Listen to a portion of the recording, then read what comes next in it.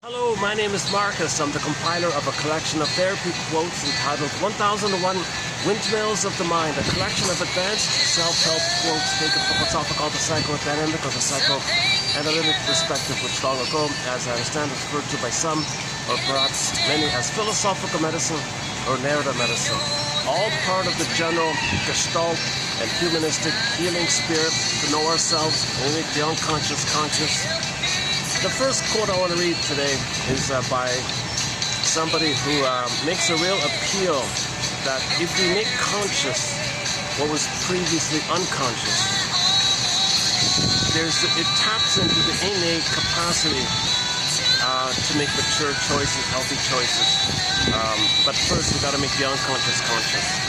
So why is so much of us unconscious, repressed, denied, disassociated, unformulated, unprocessed, unsymbolized, unrecognized? Why is there so much of us just sort of lost and unknown to us? If you bundle all that information up, all that about us that we don't know, and create a character as in a therapy mindset, create a character that knows everything about you, that represents everything about you, who you'd be had you been loved, your golden ball, your gifts, your treasures, knowledge of your trauma, your life force, your stencils, your templates, your imprints, your conclusions, your existential conclusions, your fear of healing, all the coping strategies you dealt with to deal with trauma. Imagine a character that knows all that. That's a pretty wise character, isn't it? So that's called your double self, your secret self, your shadow self. It's the one who walks with you, who's not like you, who is you. So I was living my life and know nothing about him. Once again, in literature, it's the motif of the double.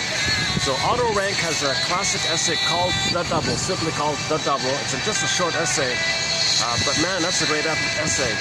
And he bases it on an old play called The Student of Prague, which was made into a silent film in the 20s. And it's about a guy who bumps into another guy, and this other guy represents his double self. Okay, now this is a metaphysical science fiction fantasy story. So the first guy, the main guy, doesn't realize that the guy he's meeting, this stranger, is him. He's meant to befriend him and get to know him because it is him. He didn't get that point. He got into a big fight with this stranger character and hurt him. He was hurt. On the tombstone it said, here's a guy that never got to know himself. So the moral of the story was, befriend your repressed self, your double self, your secret self. Befriend that. That's the Phantom of the Opera idea. Okay, so the singer goes in the basement, unconscious, unknown, sonification of her traumatized self, her painful self, her traumatized self, her wise self, traumatized self. So she befriends that part of her. It's not a separate outer character. And then when she befriended the Phantom character, she went back up on stage, reclaimed, knew more about herself, was more embodied, hence she was a better singer. She was a better singer. And this motif, Otto Rank discusses this motif called the double self.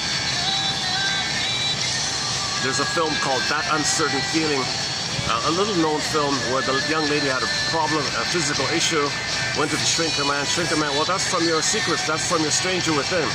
Would you like to meet him? She jokingly said, I'm afraid of strangers. Well, it was him, right? The next scene was she met this tortured artist guy, kind of like the Phantom of the Opera guy. So she befriended this artist, a brooding, sad, but knowledgeable. So she hung out with him. The whole film was about the relationship between him and this tortured artist guy. And as she learned from him, which is herself, her symptom went away, her life got better. The artist was a fantasy thing, so poof, it went away, kind of, because she assimilated and accepted it, kind of thing. So it's within like that already.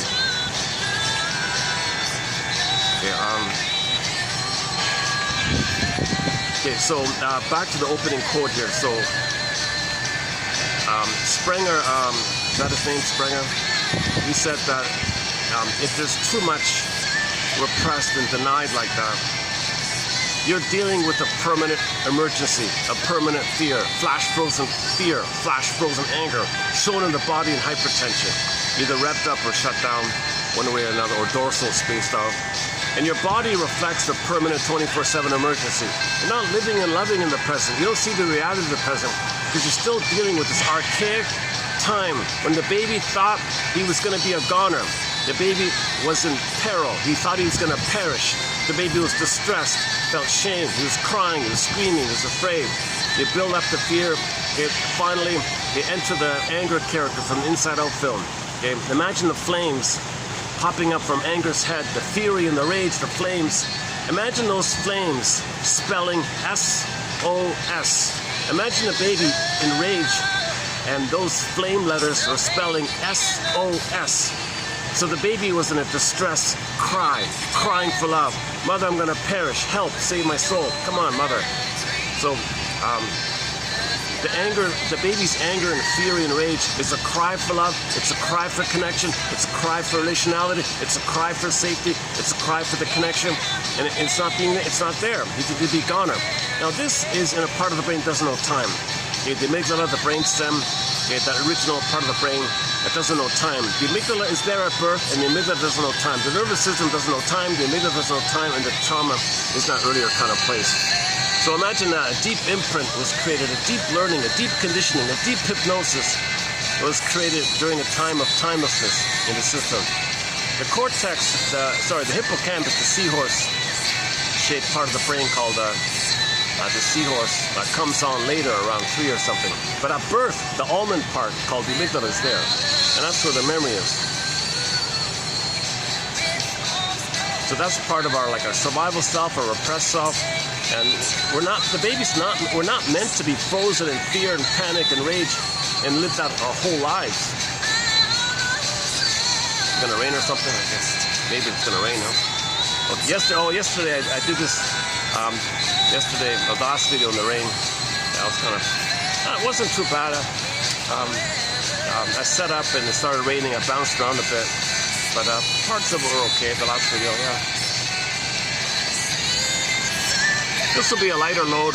I want to mainly do a preview of one quote that's in the pipeline coming up, and then we'll do the ones below by a self-help author.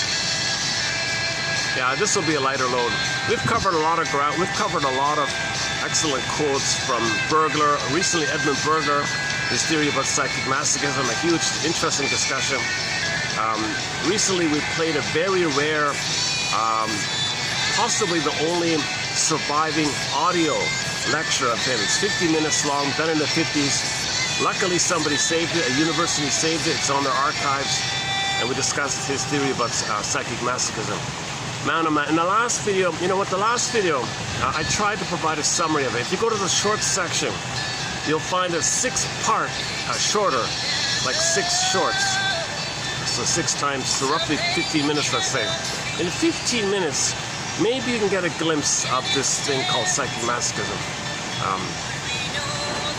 People have a hard time with it. I also have a hard time with it. So as I currently kind of partially understand it, it's there in the last video, in the short section. So that's the double self knows about that. The double self knows how he dealt as a baby with the pain. How does the baby deal with the pain? That anger rebounding in, when the baby's angry and doesn't reach the mother, it rebounds in.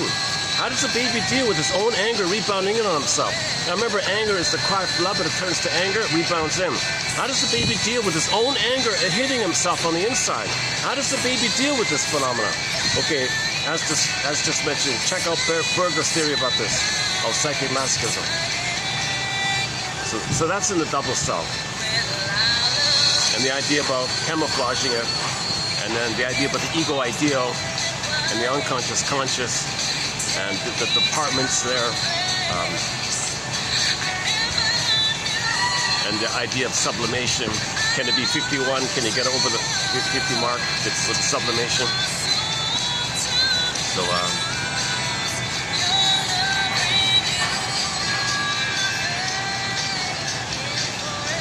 I'm just watching the swans.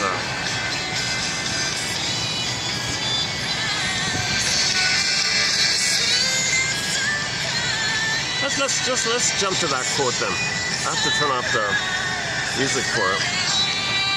Okay, hold on. Okay, thank you, Tracy Bone. She's an Ojibwe singer. A song of hers called "Sweetest Surprise" from her first album. I think she's got 3 altogether. That's a great song, I think. But let's dig this one up here. Hold on a second. Yeah, C. Strenger. Increased.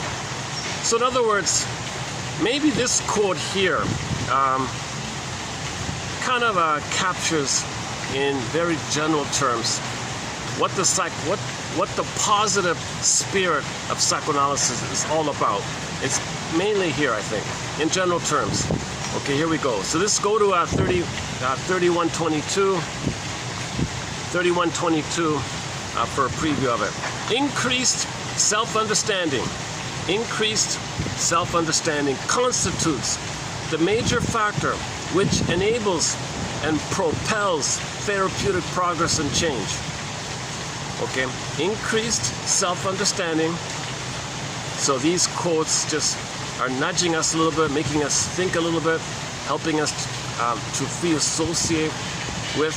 So you get a quote, it's interesting, then you say to yourself, what does this remind me of? What does this suggest to me? And then see if naturally, freely, thoughts come up to you. So these quotes that we have here are springboards.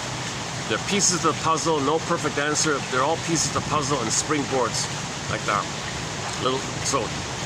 It moves towards self-knowledge. Increased self-knowledge, increased self-understanding constitutes. So when we say the self, when we say know thyself, know your double self, or your unconscious self, your secret self, etc., and then your conscious self. So you got the unconscious self and the conscious self. Iceberg metaphor. The little bit on the top, that's your conscious self, and all that's under the water, all that's unknown about you called your unconscious self. When they say know thyself, it means the two parts. And you got to know both, as much as you can, right? One person said, well, know your unconscious fantasies. If you know your unconscious fantasies, you're really getting to know yourself, because that's what's motivating you. That's what's driving you. Play the clip by Ginger Rogers from the film Lady in the Dark. She was this hardened, tough businesswoman. She went to the shrink because she was miserable, and her conclusion was, I can't believe it. Are you telling me that I'm being driven by childhood desires and fears and wishes, and that's what's driving me? A grown, hardened, crusty businesswoman, and it's really just an armor, like a cloak, a camouflage, but what's really driving me are these old childhood fears. Seriously? I can't believe it. So go to the film Lady in the Dark, towards the end there when she talks to the shrink there. We have it in the short section. If you go to the short section, you'll see the clip there. You'll see her image as well, right? Famous actress. So one person said, yeah, know your unconscious fantasies. Know your template. Know your schemata. Know your imprint. Know your psychic stencil. Know your psychic template, your psychic blueprint, your prototypes laid out, your existential conclusions, and how everything's frozen there, and how the body is an extension or a physical expression of the frozen. It's called frozen development, arrested development, stunted development, frozen development, because your sense of formulating who you are and who mother is, hence the world, who you are in relation to the world, that whole area is frozen. It starts off in symbiosis, it starts off in oneness, and if things are frozen in that oneness state, things are fragmented. Whoa. And then there's a lot of chaos like that, And the anger turns in, you gotta deal with that, not be aware of it. Now you gotta look for it. Now you gotta placate your unconscious conscience, called the superego, so it doesn't keep punishing you. Okay, let's go back here. Increased self-understanding, self-knowledge, increased self-knowledge constitutes the major factor which enables and propels. So it's a propelling phenomenon. It'll propel you. Your life force will be freed up from the past to the present, and your life force is to live and love and express yourself in the present, so you're being propelled to express your life force in the present, rather than using your life force in a imprint loop that's infinite and timeless, where you wanted love, mother said no. You wanted love, mother said no. And then you repeat that in various forms throughout your life. And now, how do you emancipate yourself from this curse, jinx, destiny, whatever you want to call it? How do you emancipate yourself? Well, if you're consciousness, if you're conscious of it, it convinces you that the present isn't the past. It convinces you that the present is different from the past. And there's no need to try to save your mother still. There's no need to wait for your mother to love you, change your ways. You're not in the nursery anymore. So you want to build that capacity of reality that you're not in the past. When there's too much pain, deny reality, kind of thing. Increased self-understanding constitutes the major factor which enables and propels therapeutic progress and change. So that's the hope, right? Know thyself. So Robert Bly's mantra: read psychotherapy for 10 minutes a day, people. He spoke to large audiences and auditoriums all around the place, telling men, hundreds, sometimes thousands of men, read psychotherapy for 10 minutes a day. Grief is the doorway to your identity and feelings. Read psychoanalysis, read the psychoanalytic perspective. Now, when he said read psychology, he didn't mean the trite stuff. Most pop psychology is trite, erroneous, vague, it's too vague and trite, and it's usually wrong. He didn't mean that stuff. He meant like the analytic kind of ideas. Things like projection. He talked a lot about projection. Okay? And it's commonly called shadow work. Unconscious is called the shadow self. So it's in there, it's repressed. How do you know it's in there? Well, sometimes what's in there, because it's painful to know what you put in there, but your psyche wants you to know it. So the way it gets you to know it, it's via projection. Projection is the means of bringing repressed material to consciousness. So something about you don't want to know. You say others are such and such. So you felt, your mother said to you, don't touch that, don't do that, don't touch that. You felt your identity shame, you felt unlovable, unworthy, no good. So later on you find fault in others, you say, you're no good, you're no good. Whoa, right? Where did that come from? Well, that's your memory. Your mother's saying, don't do that. You felt no good by that. So then you go around insulting people, saying how defective they are. Yeah, well, look, that's a mirror. That's a projection. That's a mirror. Mirror defense. Projection screen. Okay, that's for you to notice within. It's painful to admit your mother hurt you. It's painful to admit this. So the way to know this pain is that you attribute it outwardly. It's a means to bring this material to consciousness. Once again, projection is the means of bringing repressed materials in the bag, in the shadow, in the unconscious to your consciousness. Make the unconscious conscious. You got to study projection. So Robert Bly's talking in that kind of area. He called it shadow work. And sure enough, he's got a book called The Shadow. That little book on the human shadow. He's got a tape set on the shadow. He's got a tape set on the shame idea, and he interprets myths and fairy tales. He's made a major. He single-handedly is the one guy who helped men.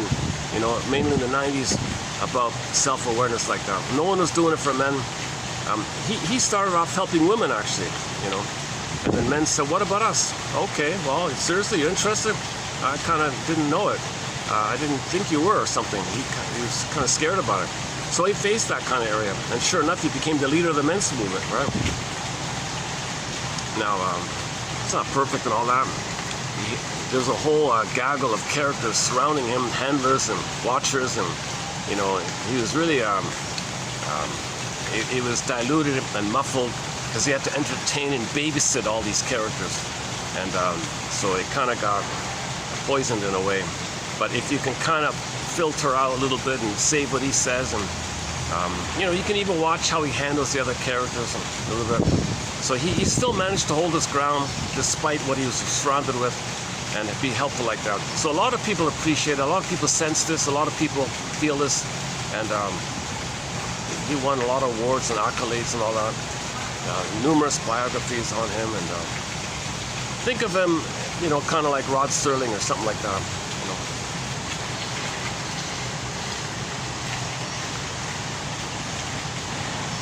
Okay, where are we here?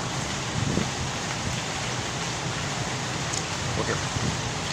Sometimes they get distracted when the guests are near me here. Okay. Increased self-understanding constitutes the major factor which enables and propels therapeutic progress and change. You see, if we don't know our imprint, our curse, quote-unquote curse, meaning human connections lead to neural connections, The interpersonal, baby and the mother interpersonal, leads to the intrapsychic, endopsychic structure. The model, it's the structure of your mind, like the foundations of yourself, like, you know, the templates within. The interpersonal leads to these templates, and you're seeing the world every day through these templates.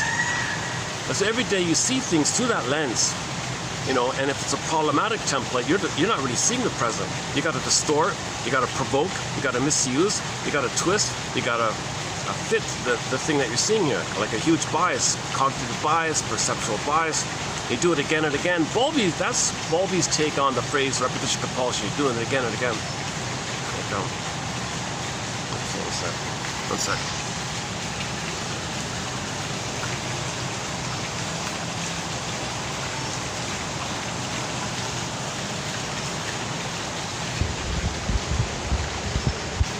Well, last time I was here, I was at the other end with the peacock and some of the doves and all that. I got two sides to this place. I'm in a really spiffy, nice, kind of a luxurious, high-end kind of venue here. Historical gardens, a lot of weddings. Like weddings will take place here. VIP companies all their meetings here, kind of thing. Luckily, if there's no event, they keep this open in the afternoon for stragglers like me. So there's just like about fewer than a dozen people around, mostly on the indoors part. So I come here quite often. Okay, enough about the venue report. So let's go back to our code here.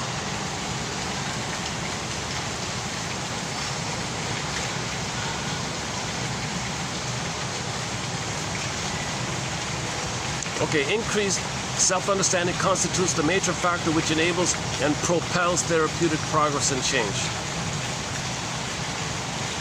It's a relief. You feel a relief, right? You feel a relief to know why you're doing something dysfunctional. Why am I doing that? Oh, that's why I'm doing it?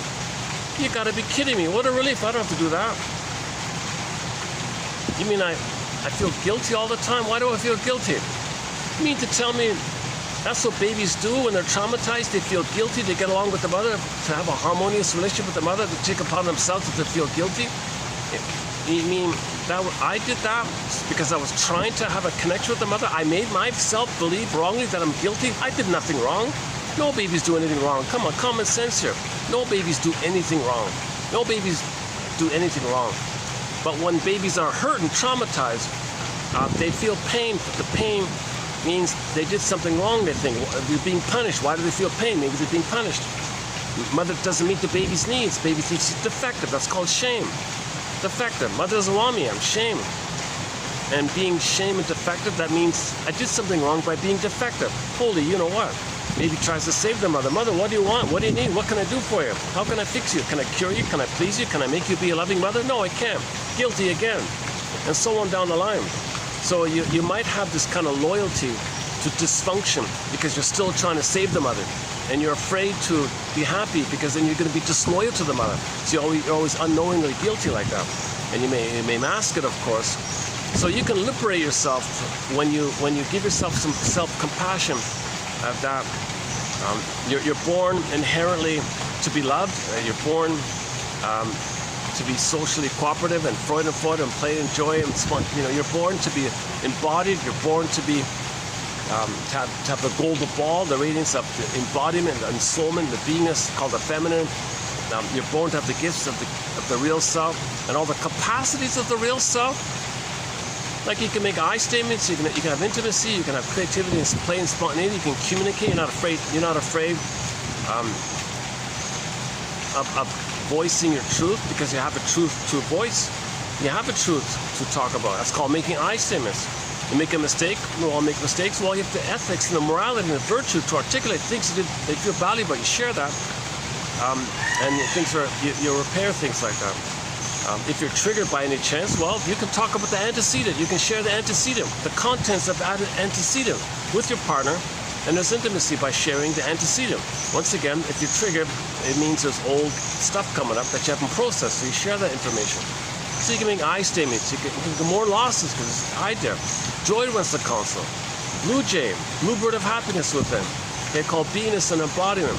The whole range of the quote-unquote human side of being human there. It's a warm feeling, a pleasant feeling, a body feeling, and no one says, you'll see in the way people walk, the warm tone like that. So we're meant to be embodied, right? The loss of the embodiment is called the loss of the soul, which is what we're trying to get back. So we got to go to double self. Hey, double self, what happened to the soul here?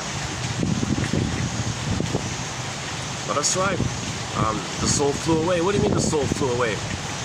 Well, in fairy tales, the symbol of the soul could be the princess. Why the princess? Well, the princess is feminine. Why the feminine? Well, the feminine has, it's analogous kind of like to the moon. If you think about the moon and the sun, what would be the feminine? What would be the masculine?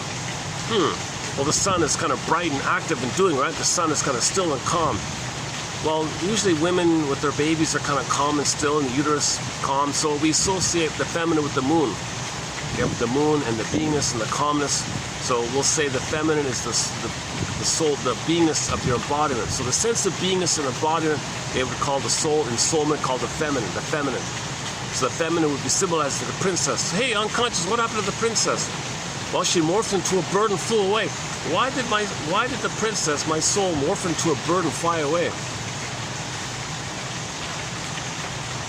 That's what happens with trauma. You're scared to feel. You think it's just survival now. You're going back to the primitive survival brain, the archaic survival. We're meant to live in love, but mother hurts you. You think it's a survival. You think your mother's a monster? Seriously? I think my mother's a monster? That's right, and you're unconscious. You're small, and you're in rage. You take your own rage, and you project your own rage onto the mother. You shake it up in a mixer thing. You blend it up. Okay, and poof, you see your mother as a guy with the horns, a wicked queen, a devouring monster, an alien, a sea monster, a scary thing, a minotaur, Medusa. And that's what's inside you. You think Medusa's in you. Medusa is mainly your rage and your impression of the mother put together. Holy, you know what?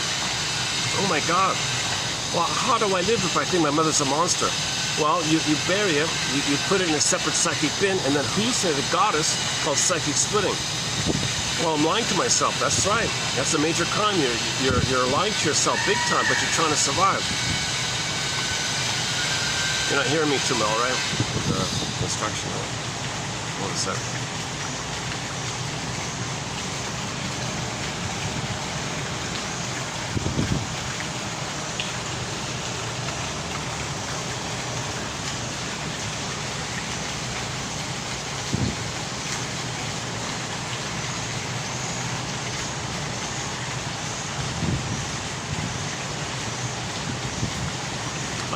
Let's just go back to the quote. Increased self-understanding constitutes the major factor which enables and propels therapeutic progress and change. The reason I'm speaking loudly, I'm trying to compensate for all the background noise. This is the noisiest venue. The SkyTrain's just behind me. There's a fan on the building there, and the water, of course. Construction, other kind of noises around. The road, of course. But So, disclaimer times 1,000. I'm not a shrink or professor or professional speaker. The quotes are posted below in the description box. You'll see 10 on average. With the hope being that that 1 out of 10 will be of help. Will help give you that increased self-understanding, which constitutes the major factor that enables and propels therapeutic progress and change. It's part of the innate drive for healing. If we're wounded, we're trying to heal. We got to cooperate with the innate drive for healing. We got to get out of our own way. We're blocked. We got to identify the block. So we need a lantern. Emily Dickinson. I have lantern in search of myself. Night vision, lantern. Okay. These quotes are a bit of a thread. When you go in the labyrinth, you need a thread. Here's a thread. When you go in the labyrinth, you need Virgil. Poetic ideas. Well, some of these are poetic, especially burglars. Increased self-understanding constitutes the major factor which enables and propels therapeutic change and progress and change. Once the person becomes fully aware of the aspects of his mental life previously inaccessible to him, psychoanalysis assumes he can take more responsibility over himself and change. So there's the humanistic kind of mature, positive understanding. So psychoanalysis exists because a human being's not like a broken car. You take your broken car to the mechanic, you go shopping or something, and the mechanic fixes your car. You finish shopping, come back in your car, and you pick up your car, pay the bill, and go off. It's not like that. You can't heal yourself by giving yourself to some soul doctor, and you unknowingly are going to be healed by a soul doctor, and you have no participation in the process. Impossible. Katie Lee makes a joke about it in her song called Shrinker Man, Shrinker Man. I've been on one of those complex tours. I want to make it yours. Give me one of your quick rate cures. Shrinker Man.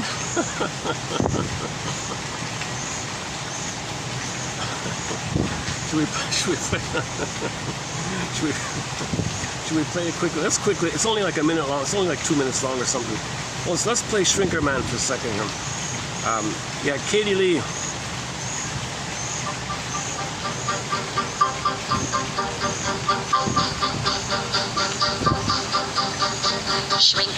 Shrinker man, put me straight if you can. Free me of my tics and twitches, disconnect my latent switches, Shrinker man.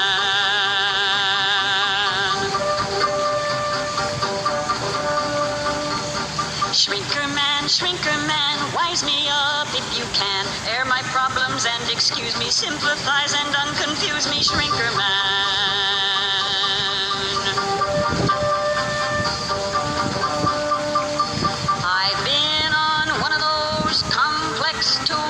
I want you to make my problems yours. Now give me one of them cut-rate cures, Shrinker man. Shrinker man, set me right if you can. Align me, tune me, normalize me, clean me up and simonize me, Shrinker man. Shrinker man. Shrinker man.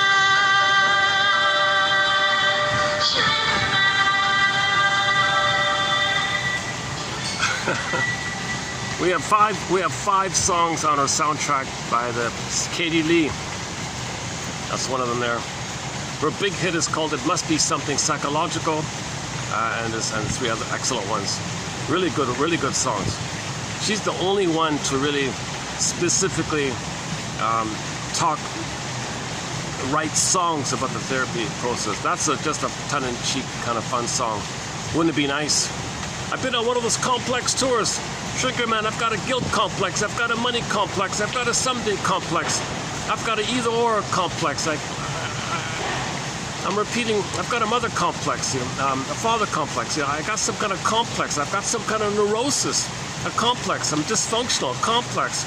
Like too much pain and memories around something that didn't allow you to mature and develop, and you're frozen there. I got a complex, so complex is associated with arrested development, stunted development, developmental arrest. So there's a huge part of the person that's still very immature that's driving the person.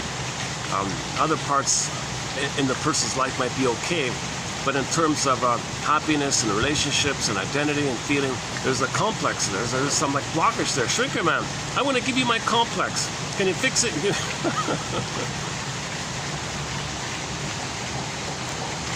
The guilt complex is a major one. In the labyrinth, you got to go through these various mini labyrinths called the complexes before you get to the Minotaur. Remember the Minotaur, another version is the Medusa. Remember, the Medusa is pregnant. So when you resolve the mother complex, when you forgive your mother for her emotional dyslexia, her emotional warping, her emotional immaturity, where she couldn't love you, and how you felt about it. Then the Medusa poofs away, and you got the twins. She was pregnant with the twins, so she gave birth. Medusa gave birth. Your mother complex, when you resolve it, a birthing takes place of your embodiment called Pegasus, your soul, and the masculine, the chrysor is the doing. Now you can express, put into form your beingness like that. That's really what you're looking for. You want to have that kind of place of embodiment. And whatever you do in life, it comes from your feelings. That's the activity from your being. That's whatever form the doing is. Even the way you walk is masculine, and it comes from the embodiment, the being. the way you write and speak and live and do things like that. So that's a healed person like that. But in order to be healed, you gotta face the Medusa. But before you face the Medusa, the greatest hurt of all, mother failed me. Okay.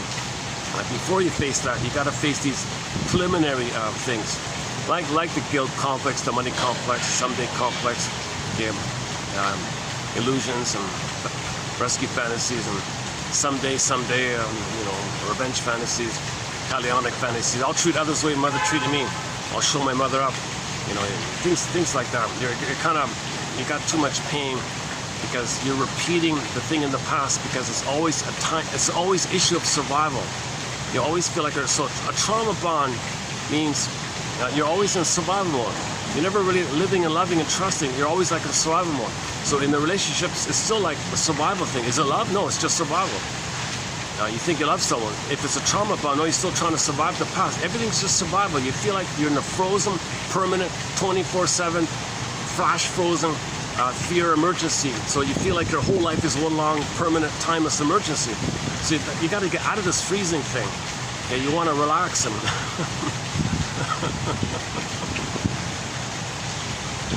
Shrinker man.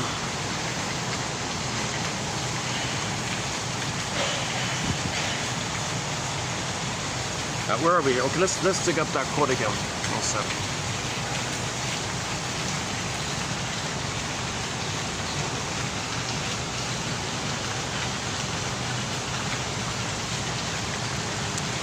Actually, there have been some really good videos done at this venue. Despite the noise, some of the best videos were done here.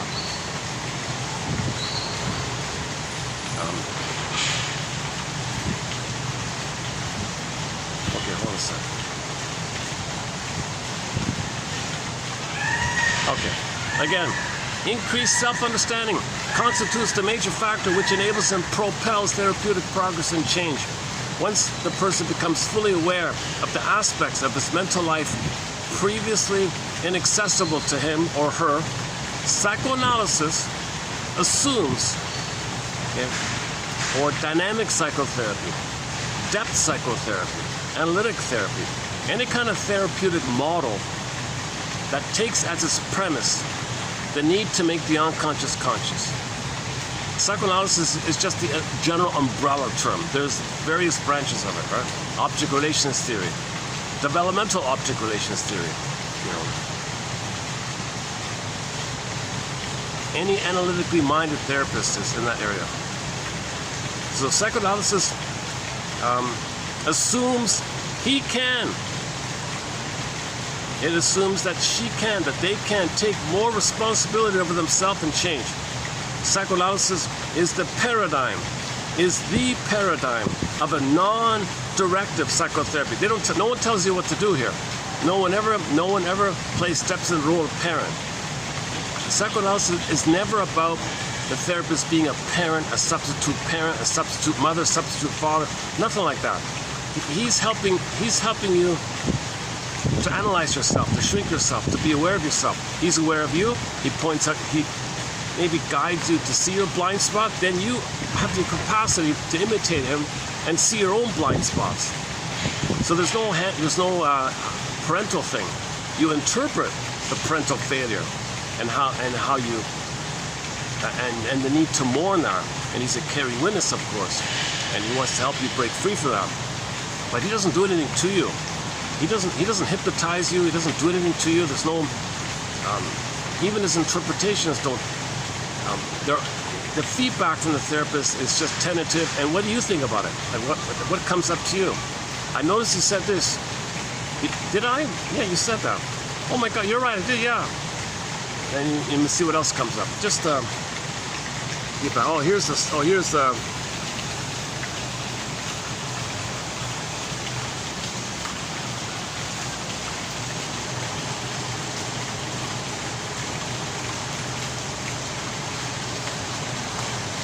Are we getting him in? He's sort of the.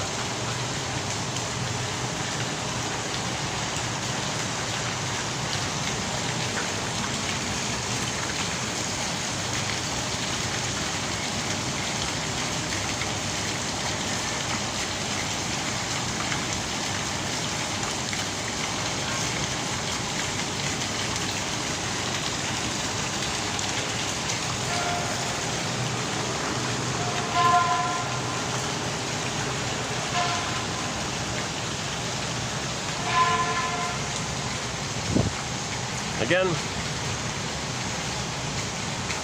Oh, this is a continue. Okay, psychoanalysis is the paradigm of a non-directive psychotherapy. The person's insight is supposed to make it possible for him or her to use his or her own resources to abandon self-defeating strategies, infantile wishes. That's a someday complex. Someday. Needs for omnipotent reparation.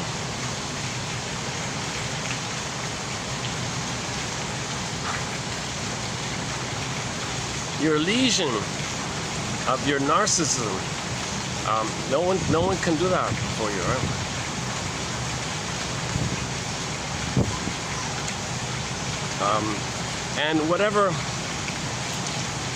And whatever else he or she has come to know about himself or herself in the course of their analysis. This perspective on people as potentially mature and autonomous was voiced explicitly in many places, very strongly with the man himself, Mr. Freud himself, in 1927 in his book called The Future of an Illusion. He defends the possibility of man to rid himself of illusions dictated by regressive tendencies of wishful thinking. He is insistent on man's duty to strive for maturity. Know thyself. Okay, so we can resolve this. We can accept that mother failed us. We can accept that mother was impaired. We can accept, yes, it's painful, yes, it's disappointing. You might need help like that, but you can face it. You're not going to perish. You're an adult now. You're not in the nursery, right? But babies think they're going to perish. But you realize, wait a minute, as long as you can,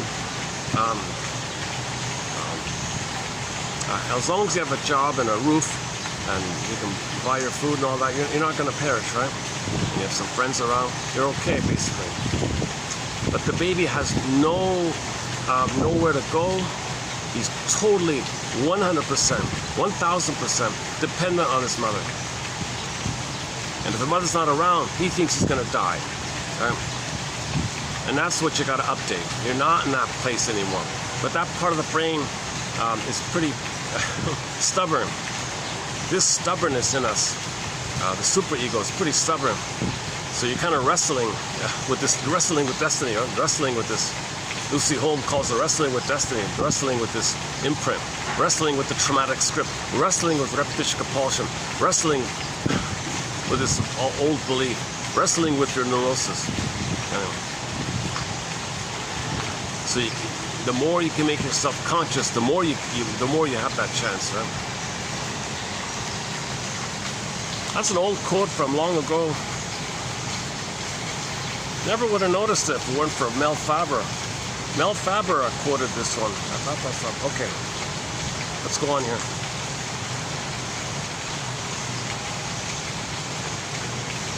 Okay, the next bit here is from a book called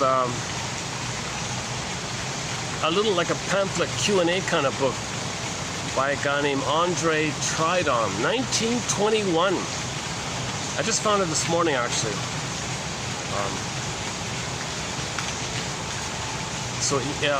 Easy lessons. Easy lessons. So there's another Q&A pamphlet by another guy. This is very similar to it. So these two guys are trying to clarify for the public some of the basics. So although this is 1921, what I'm going to tell you now, it's still generally okay, right? So keep in mind it's 1921, this part here. Okay, a well-established...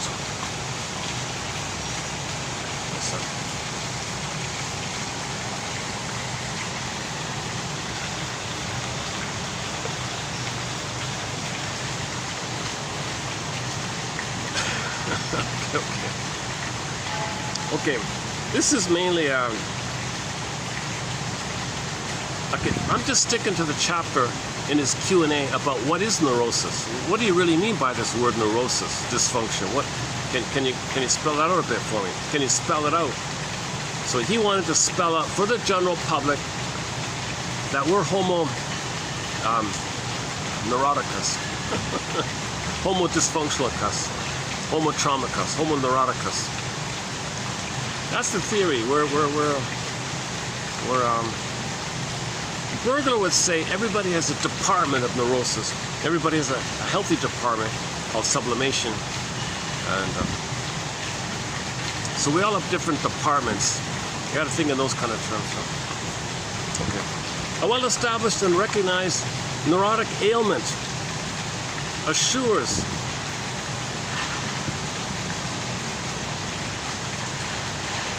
okay. Oh, I see. Okay, this is the one about the secondary gain, like some of the quote-unquote benefits a person clings to if he's neurotic. Like, if he's neurotic, how does he use his neurosis as a way to salvage some self-esteem? What lies does he tell himself? How does he fool himself that he's still important even though he's neurotic? He's neurotic, but I'm still important. How does that work? Okay, he has a couple here. A well-established and well-recognized neurotic ailment assures the neurotic the following advantages. Well, if he's neurotic, in one version, well, if he's narcissistic, for example, he doesn't have to be honest, so he gets the benefit like that. Doesn't have to take responsibility of his feelings, so he gets a certain kind of power like that. Another version is if people might take care of him if he's helpless. So he can stay childlike if others are going to take care of him. That's the codependency one. Sometimes there's a sympathy area. The poor me, right? This sickness has wrecked my life. You might get some kind of sympathy or something. So that's neurotic. So these are the kind of the benefits he thinks he's getting. It protects his egotism. If he's dysfunctional, he might say, you know what, I didn't really show you. If I weren't dysfunctional, I really could have been a star, but I am dysfunctional. So I want to preserve the fantasy of the what if. So I'm not going to try because I might fail. So if I don't try and fail, I can keep the illusion of a what if. Who can tell where I would be but for my illness? So he wants to preserve the fantasy that if he did try, he'd be successful, but he doesn't want to try because if he fails, he loses that fantasy. So he wants to keep the fantasy. That's neurosis. It's better to try and fail and learn and develop than never try. So you keep the fantasy. Yeah, you know, if only this, if only that happened. If I had a loving mother, I would have been a star and all that. So he twists things a little bit. He takes a crumb of truth and twists it for this neurotic issue. It protects one against the humiliation of failure. He might say, well, what do you expect if a man's ill?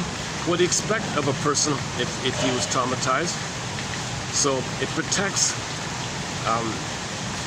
his sense of being a failure if he can convince everybody about a miserable childhood. Yes, there's truth to it, but he's focused on that to get to protect his esteem somehow. It ensures one exaggerated credit for trifling accomplishments. You know that little thing I got, that little accomplishment I made? I did it in spite of all I went through. Come on, man, give me big credit, give me huge time credit for this trifle little thing. You have no idea what I went through to get this small benefit. So these things are all very kind of true in a way, but he's living on them basically. He's using them as an excuse not to heal or grow up or something like that. It enables one to blame. Well, if he's dysfunctional, well, you can always just blame somebody. Well, I'm a victim of this, I'm a victim of that. It enables one to have pyrrhic revenge on people. So if the father ignored the son, and the father only ignored his degree, and the father only values the son's education but doesn't care 2 cents about him, he wants pyrrhic revenge on him. He'll sabotage the degree so he won't get the degree, because he wants to attack what the father values. The father doesn't value him, the father values his degree. So he attacks the degree, attacking the father, pyrrhic revenge. So if he's dysfunctional, he gets this pyrrhic revenge kind of thing. Okay, and there's a few others kind of like that. As someone said, neurosis is an adaptation to life, which is not working. All right. The neurotic, thinking he is different from all other human beings, sets himself apart from others and attempts to secure too quickly and without adequate compensation the things which he craves. Okay, so the neurotic is still the childlike side of the person. They don't want to enter the adult world. They don't want to function as an adult. So he goes to the casino. Let me win the money. It'll be easy. My life will be easy. But in reality, people work, they save their money, and he doesn't want that. I don't want that adult laborious thing. I want to magically get a lot. His mother should have given to me. In our choice of remembered solutions, we imitate ourselves first whenever convenient. The things which worked in our past are always tried first.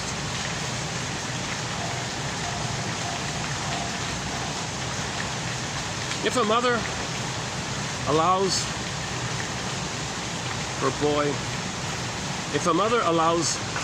her boy to become too attached, or if a father allows his daughter to idolize him too much, this exaggerated affection will be a terrible handicap in later life. Freud has gone as far as saying that this sort of over-attachment is the actual center of disturbance in every neurosis. Not every dysfunctional home produces dysfunctional results, but every neurotic is the result of a dysfunctional home. Okay, he's writing to the general public, so he said here, not every bad home produces bad results, but every neurotic is the result of a bad home conditions, of bad home conditions. Again,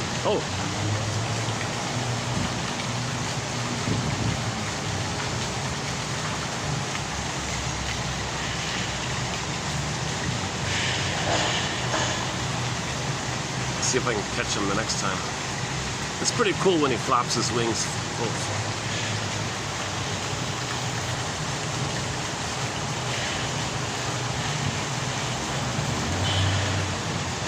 Not every bad home produces bad results, but every neurotic is the result of bad home conditions.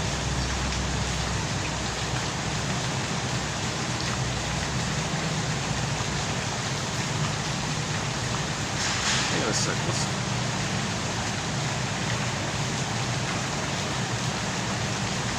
Is that it? I thought there was more here. Oh, I guess that's it. Okay, that's the try-it-on one. Okay, I thought there was more. Okay. Now this is an example of, this is sort of an more extreme example of what will make a child dysfunctional. Some mothers go to great lengths to demonstrate the extent of their suffering and make much of their illnesses either real or imagined. Never would an opportunity be missed to communicate their misery to the child, who is forced to become his mother's confessor and sometimes protector. So these are the mothers who cannot turn to her husband. She's got no one, no confidant around. So she barges in the son's bedroom when he's sleeping and wakes him up at 3 in the morning and wailing in tears, come for me, and turns to the 6-year-old boy to comfort her, these kind of things, and tells about her misery, tells about her miserable story. And the poor kid doesn't know how to comfort her and is confessing boundary violation, wakes him up, these kind of things. So some others are really parentifying the child, partnerifying the child, and they're in a panic like that. So this is sort of an extreme. Very few mothers, I think very few mothers would do such a thing, but it has been reported. Some mothers go to great lengths to demonstrate the extent of their suffering and make much of their illnesses, either real or imagined. Never would an opportunity be missed to communicate their misery to the child who was forced to become his mother's confessor and sometimes protector. People who genuinely suffer will generally make some attempts to avoid or at least reduce the intensity of their pain. On the contrary, these mothers that we're talking about here appear to heighten the effects of their suffering in order to prove their martyrdom.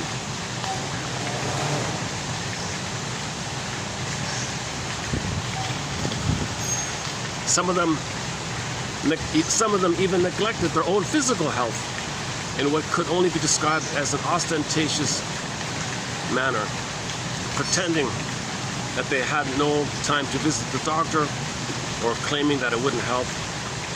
They expressed the hope that their children would realize how unfair they have been to their self-sacrificing mothers.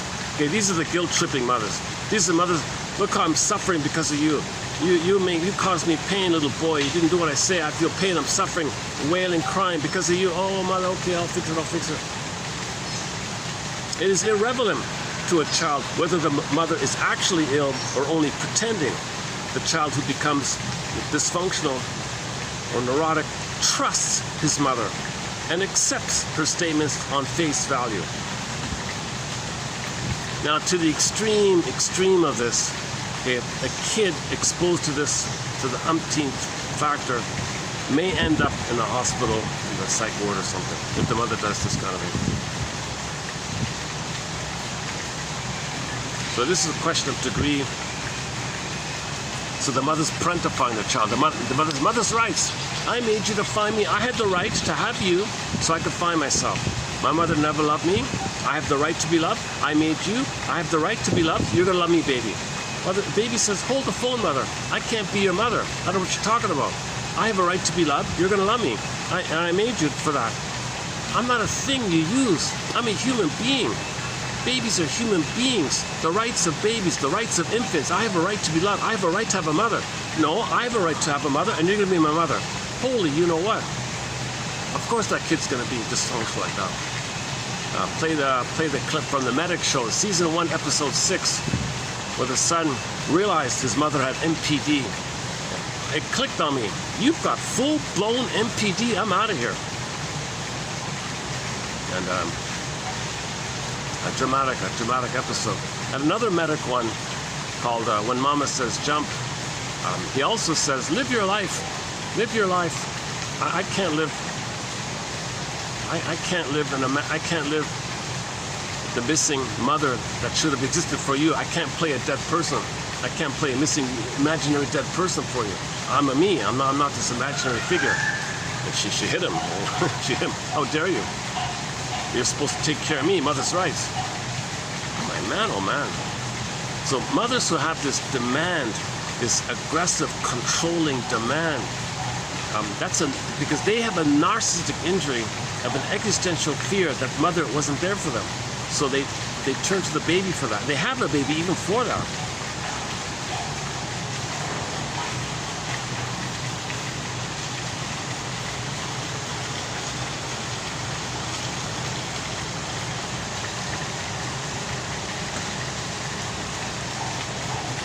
Yes, sir. Are we finished with that one?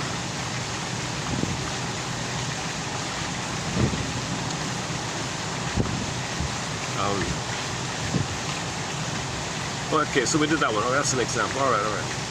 So that's the Woolman, Benjamin Woolman, that one there. We did the Stringer one. Okay. And we did the Tridon one. Okay, one more here. This is from okay, this is just some loose, short, loose ones on the phrase narcissistic injury.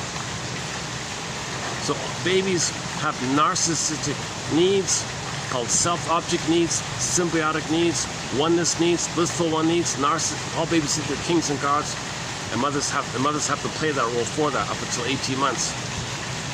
If it's failed, it's a narcissistic injury. It leads to oral fixation, narcissistic injuries. Oh.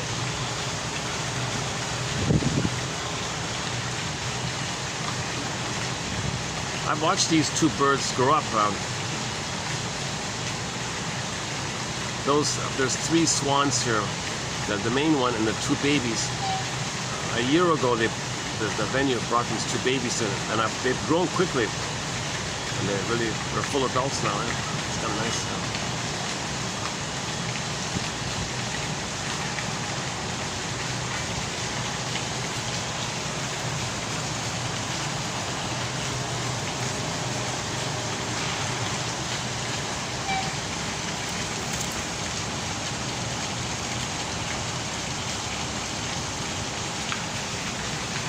Oh, I'm being a little lazy. Let me show you the birds next time.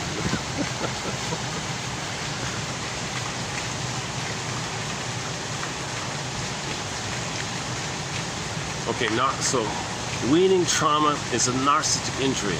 For example, weaning trauma, relational trauma, developmental trauma, strain trauma, attachment trauma, etc. The child's sense of being a king and a god is violated.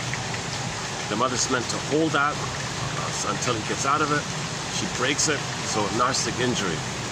Enter oral fixations.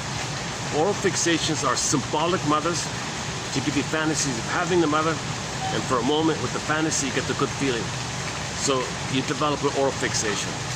Go to the front cover of the music album, if you want to call it that, Shakira Volume 2, typical computer techno-generated. Never mind, the photo, the music album, Shakira, Oral Fixation, Volume 2. You got a baby on a tree. Okay, right off the bat, they're telling you that when a fruit is plucked from the stem prematurely, it's bitter, sour. It's not ripe, right? So the baby was on the tree. Okay. They showed you the mother pulling the breast away. She's holding the apple, meaning the nipple. And the baby was reaching. Finally, he'll be angry. Weaning trauma. So if the mother prematurely pulls away the breast before the baby's ready for that, he'll be like the unripe fruit, bitter, angry, bitter. Anger will go in. He'll be a hostile kind of person. Now he'll have to hope for it. He'll be greedy. Oral fixation. The oral fixation will be greed.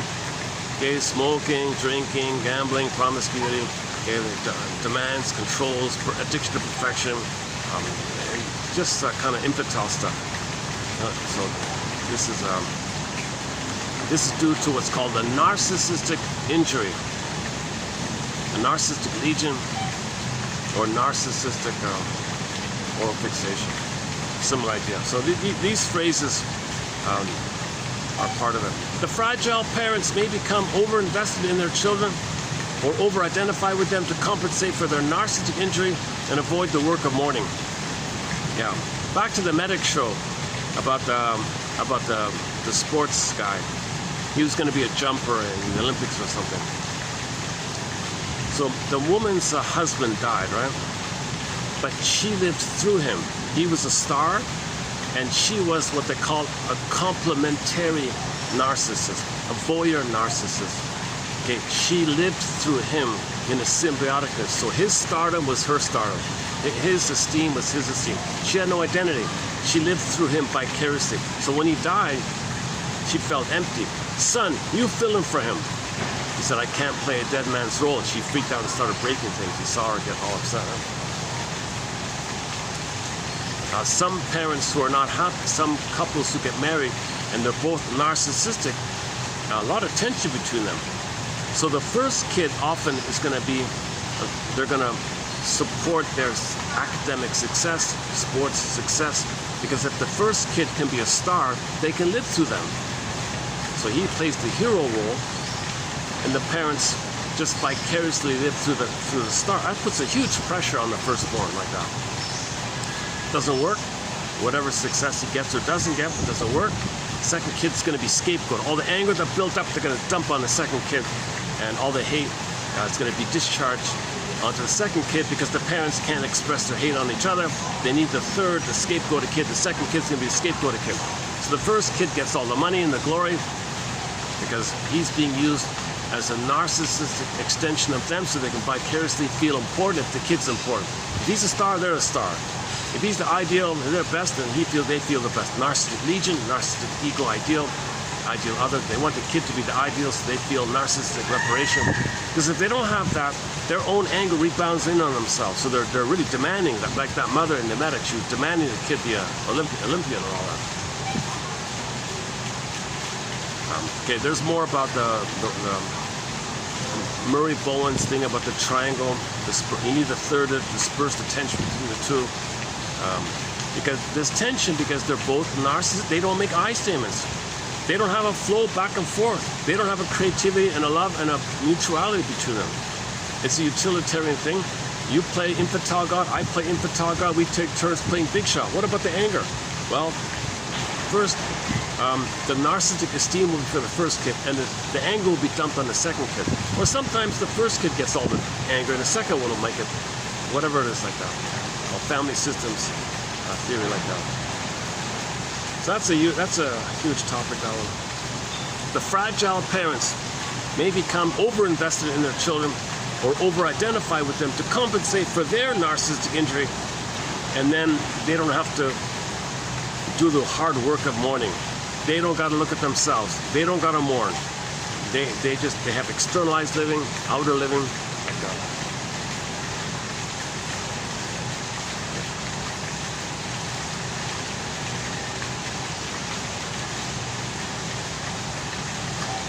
Where are we at? Hold a second. The imaginary companion. Okay, next one. Sorry, just turn the page. Next one. The imaginary companion can be seen as one of a series of narcissistic guardians or self-objects that perform a developmental function since they protect the child from narcissistic injury by soothing, mirroring, and reflecting the child's sense of perfection. Okay, so if the child thinks Superman is his friend, he's an imaginary friend, that restores his narcissistic lesion. If he thinks Superman's on his side or something, or a superhero's on his side like that. Okay. Writing may be a means of invoking a lost object or undoing a loss, repairing a narcissistic injury. Okay, this topic on writing, can I refer you to the last video by Edmund Burglar on the writing book. There is a strong, again, writing may be a means of invoking a lost object or undoing a loss, repairing a narcissistic injury.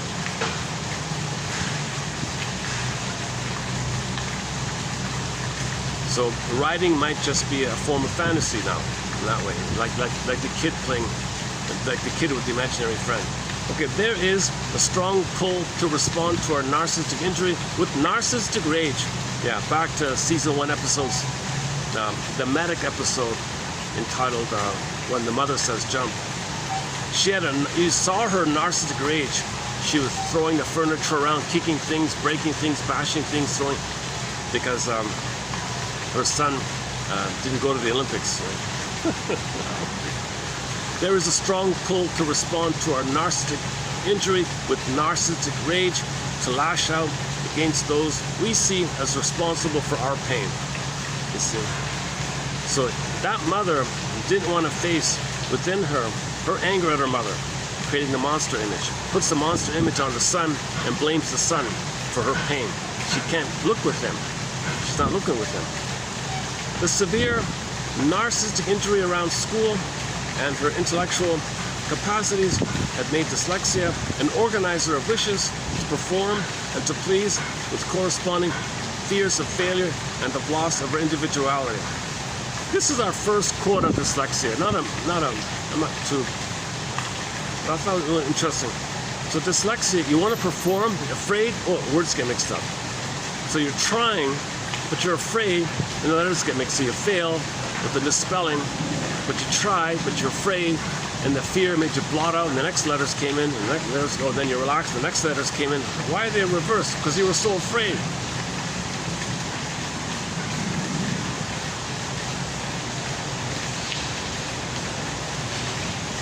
Okay, and then Trident's one about the benefits of being neurotic. Okay, he feels he could protect his esteem. Well, I didn't try, that's why if I tried I would have been all those ones. Sympathy. You could be lazy and selfish, doesn't have to work, still be a child. Firework revenge. Okay, if there's too much fixation and emotion with the parent, they can't develop, that leads to neurosis. And not every bad home produces bad results, but every neurotic is the result of a bad home conditions. I mean, that sentence there, every neurotic is the result of bad home conditions. Every neurotic is the result of bad home conditions. Think about that. Your mission, submitted for your approval, is to go to 3122 and read this batch. This is a good batch. This is a good batch. I think this is a pretty good batch. Woolman, Stranger, Miscellaneous, and Tridon. A good little batch here. This is a good batch. This is a good one here. Not perfect. They're all older ones. Let's take a little musical break, and then let's just take a 3-minute musical break, and then we'll do today's quotes below. One sec.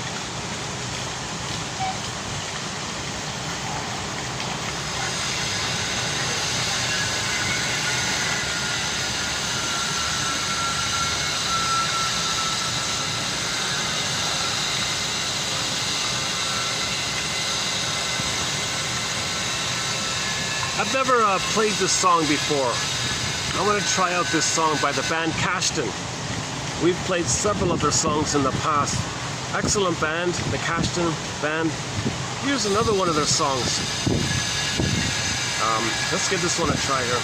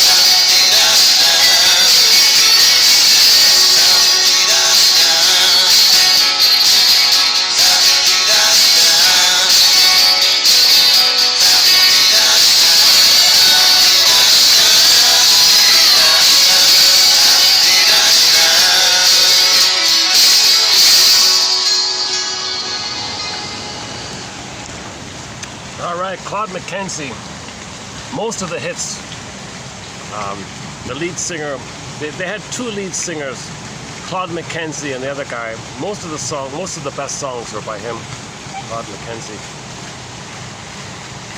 He did a few solo albums. And, so they were a band in the 80s. They put out 3 albums. And then their songs are sung in their first indigenous language, Inuktitut. They sing in Inuktitut or Inuktitut, English and French. That language was Inuktitut, right? I think they still perform as Kashin on special occasions once in a while.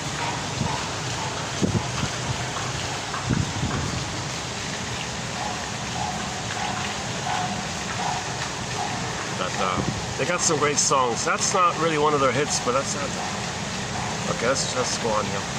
Okay, let's do today's one. So this batch below, it's a light load. A little bit unusual, this one here today. From what I can tell, he's not a therapist or a counselor. He's just an ordinary guy, maybe like myself somehow. And he just put out a little pamphlet about relationships and attachment theory. And it's not bad. It's a good summary, it's clear. So I just plucked out a part of it below here. So let's run through this one here. This is 3083, right? Okay. What caught my attention with him was he self-published it, by the way. It's a self-published little booklet. Was his focus that if the baby has a trauma bond and you recreate that in the present, is that love? Or is it just still dealing with the old survival issue? So is it love or survival? That was a clever little way of putting it, I thought. Okay, let's run through it here. If your earliest experiences of love were inconsistent, conditional, neglectful, well, you were brainwashed, you were programmed, you were hypnotized. When things are erratic, too much, too little, that's the trauma bond. When things are too erratic, not enough, suddenly too much, and then nothing, and intermittent, a little bit this, a little bit that, and then too much, then wait too little, then wait a little, and then way too much. You know, this kind of craziness. That means you're going to be frozen. You're going to be you can't feel safe to develop. No predictability, no order, no sense of safety like that. So this will lead to one of the insecure attachment styles. Okay, so he covers 3 of them here. Anxiously attached adults fear abandonment and cling to validation. Okay, so ironically, some children will cling and be clingers and preoccupy and obsess about you and think about you all the time. They're still clinging like the baby to the mother. So they might have that attachment style in relationships. They're very afraid of being abandoned, so they're clinging like that. The other type says, forget it, I'm going to avoid the whole thing, called avoidant. So sour grapes, don't eat anyways. Avoidant adults fear and push it away. So that's maybe a more drastic thing that takes place, called the avoidant. Sour grapes, don't eat anyways, forget it. They deactivate their attachment needs and develop what's called a schizoid phenomena. They're going to detach their emotions, hide it in the shell, turtle phenomena, ivory tower, do not disturb sign, leave me alone, I don't want to love, schizoid. Now, of course, they have a need for love, but they can't do it. So they always have this fear that if they try to connect, abandon, no, back off, abandon, no, abandon, step forward, engulfed, abandon. The schizoids have a huge dilemma. If they step a little close, they feel they're going to be engulfed. The mother's too aggressive or too rude, so they step back. But if they go too far back, they're gonna like be totally abandoned. They don't want to be totally abandoned. So they always have this dual flipping thing. Imagine somebody in a chair shuffling a chair all the time. They can't relax. They're detached, but they're shuffling, detached, shuffling. So a little kind of chaotic like that. That's the schizoid dilemma, the schizoid phenomena. So they don't trust or love. Their relationship is oral fixation. All they can do is, if there is some kind of intimacy, it's just for a moment of survival. Somebody's, it's going to be, on their end there's no love, but sometimes they might be physical, because if they're hugging, then maybe, mother's holding them, so they feel safe, and then they got to back off. So they're always still in that kind of survival kind of place. So schizoids don't love. Avoidance, narcissists don't love.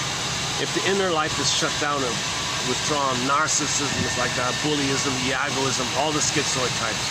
The clingers might be a little, theoretically, it might be easier for the clinger to calm down and grow up a little bit.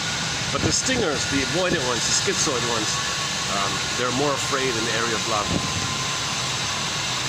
So stingers and the clingers, anxious and avoidance. And then the third one is disorganized. Disorganized is some kind of mixture of the two. So disorganized attachments oscillate between these two. Most of our romantic behaviors are replays. You're not just attracted to bad partners. You're recreating familiar emotional environments, even if they're harmful. Why? Because that's what's familiar. Remember the word familiar, first part from family, familiar, family, but the second part, liar, familiar, family, liar, familiar. It's familiar, family, liar, pain, but it's familiar, family, familiar, pain means, lie means family, familiar. So you recreate that because it's familiar, it's unresolved, it's all you know kind of thing. And what's familiar feels safe. It's painful, but you feel safe compared to what you don't know. One woman was seeking men she was seeking men who were, she was seeking men who mirrored the man who gave her love. Hang on.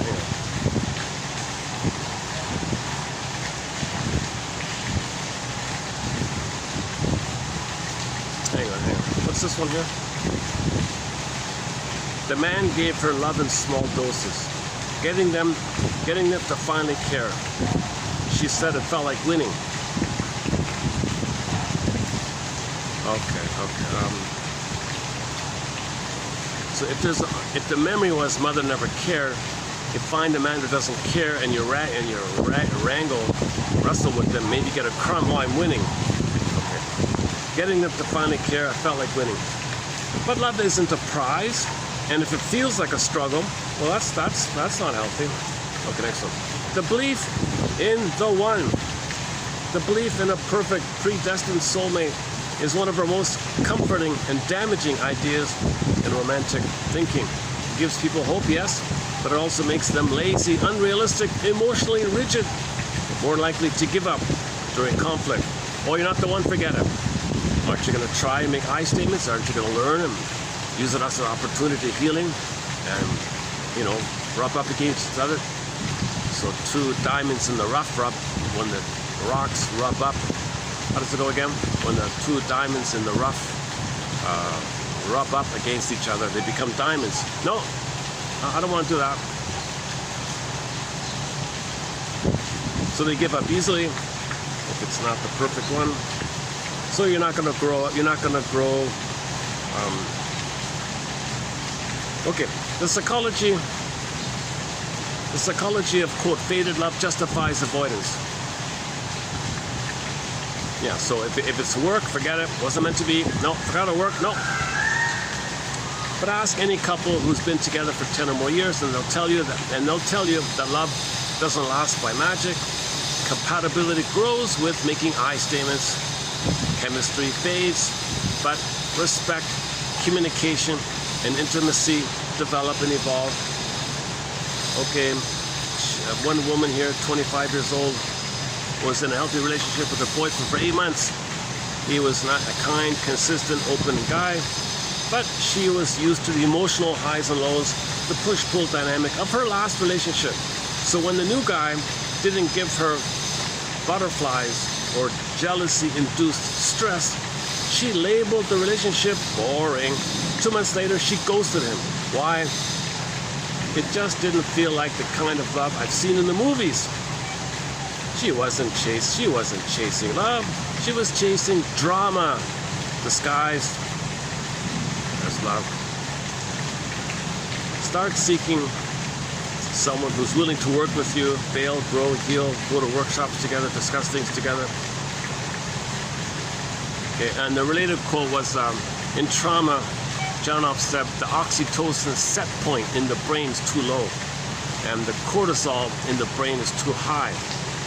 So if a moment of trust comes in, it triggers all the stress, and from the stress, you flee, and she ghosted him. She goes away. So she can't love.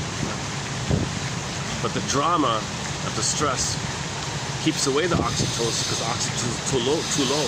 That's what's familiar. So she can't trust the love.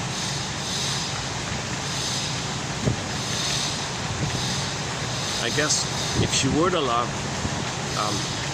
one way to deal with the stress would be to space out. Then she's bored, she's dreaming, she's not present.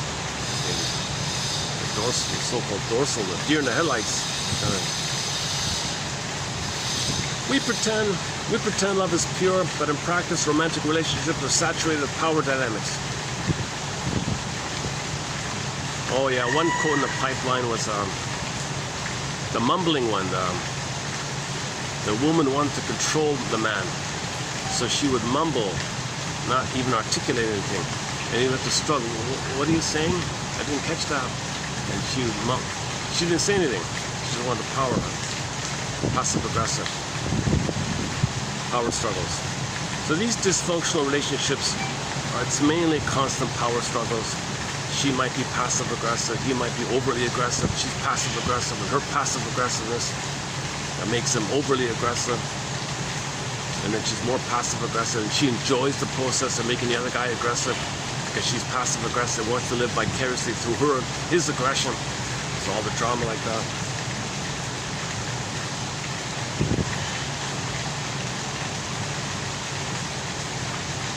Okay, he lists some of the games people play and all this. All right.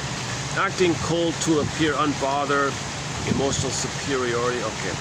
Manipulation creates obedience, not intimacy. All right. In what ways do I try to win or stay in control of love? Yeah, so his question was, ask yourself, in what ways do I try to, quote, win or stay in control in the relationship? That's not love, right? A trauma bond is a cycle of emotional dependency rooted in inconsistent reinforcement. The partner treats you well sometimes, terribly at other times. The pain creates confusion. The moments of kindness feels euphoric. Your brain releases dopamine during relief. You associate pain with passion, distance with desire, chaos with chemistry. Eventually you believe no one else will understand me like they do. Even though they're hurting you, the highs feel high because the lows feel low. The lows are low. Most trauma bonds form when childhood love was conditional. Emotional neglect was normalized. Or you were taught love equals proving yourself, proving your worth. So now, inconsistently feels familiar and home. You don't leave because you're not because you're weak, but because your nervous system is stuck in survival mode. You're not loyal, you're triggered. Yeah, that's what I like. You're not loyal, you're triggered. So let's take the example of the little girl whose mother was narcissistic. Later on, she meets a man who's narcissistic. She's triggered. So she marries him, not out of loyalty or love, because she's triggered. So she continues the survival battle with the mother, transfers the survival battle with the mother onto the fellow, and continues to struggle with the fellow, thinking the fellow's the mother. She recreates, in the present, the imprint of her past, as above, so below. If the firstborn is a boy, chances are he'll be triggered when he meets a woman who has the same personality like his father. He'll play the mother role, the wife will play he'll play the mother role, the wife will play his father's side, and they recreate it. And they continue the survival issue. So they're frozen in a survival place. So the drama continues. You're not loyal, you're triggered. You don't leave the relationship not because you're weak, but because your nervous system is stuck in survival mode. You're triggered, you're not loyal. So these kind of dysfunctional relationships, it's not based on love or loyalty. It's based on being triggered and trying to resolve the survival from your home, transfer to the present. You've seen the red flags. You've seen the mood swings, the emotional coldness, the crude jokes, the disrespect masked as jokes, the punishment for expressing your needs, and yet you stayed, not because you enjoy pain, but because pain was familiar. It was part of your emotional upbringing. When love and suffering are wired together early, another one here. When love and suffering are wired together early, the brain struggles to separate them. Again, when love and suffering are wired together, the brain struggles. You struggle to separate them. We don't chase love, we chase what feels like love. You're not broken. You're seeking completion through familiarity. Yeah, okay, here we go. You're not broken. You're not broken. You're seeking completion through familiarity. But healing doesn't come from reliving the same script. It comes from writing a new one. They played the Twilight Zone episode called Gabe's Story. You gotta grab the pen and write a new script. Anita, 27, fell for a man with addiction issues and violent moods. Quote, I thought if I just loved him hard enough, he'd heal, she said. But her rescue mission was based on her childhood, where she had to parent her emotionally unstable mother. She wasn't in love. She was trying to win safety from a dangerous situation. Same idea.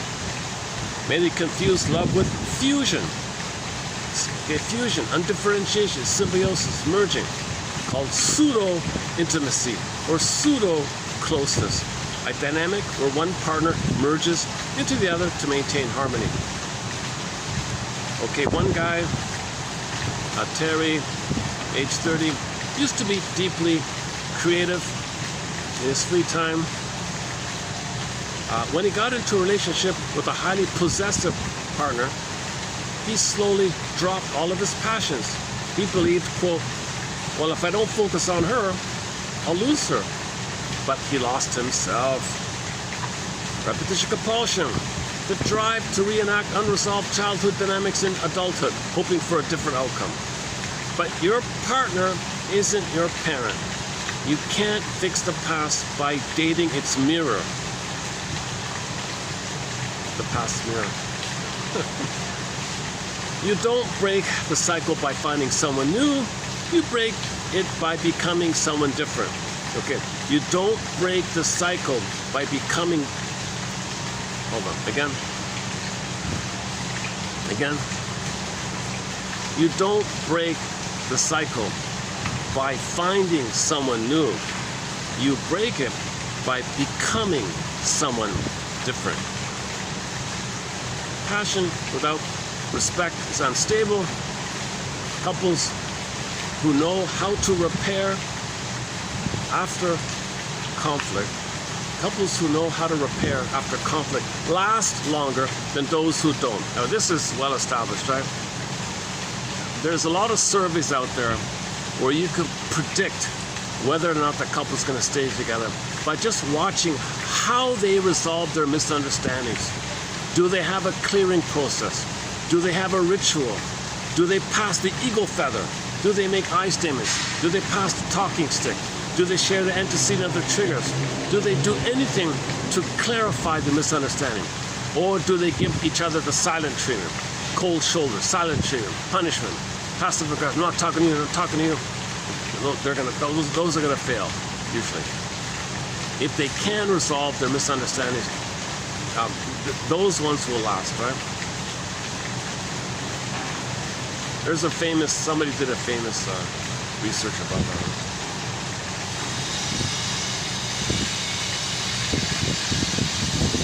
It's not the roller coaster. It's not the roller coaster. It's the railway. Stable, directed, purposeful.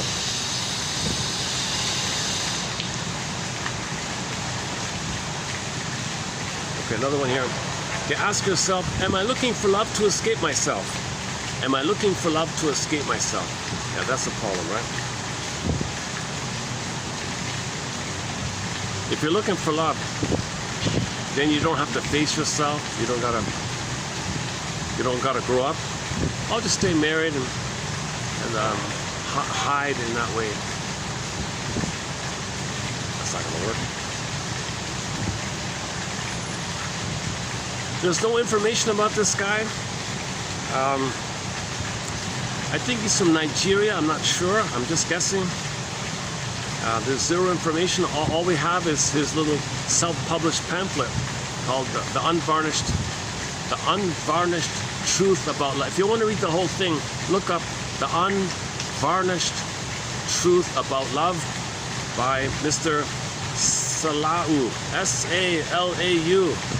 First name, Quayum, Q-U-A-Y-U-M, written as one word. So if you want to read the whole essay, there's his name there. And his booklet is called The Unvarnished Truth About Love. It's basically a very good magazine article. You could say it like that. This could easily be like a featured magazine article. Oh my God. About attachment theory and just some other little, like what we read here. If you found any of this helpful, the rest of it's sort of like this as well. I guess I could have trimmed this a bit further, but I wanted to make it one quote here. All right. How are we doing here? Yeah, today's a shorter video, right? Only 1 hour. Look at that. Look at that. Only 1 hour, eh? It's funny, eh?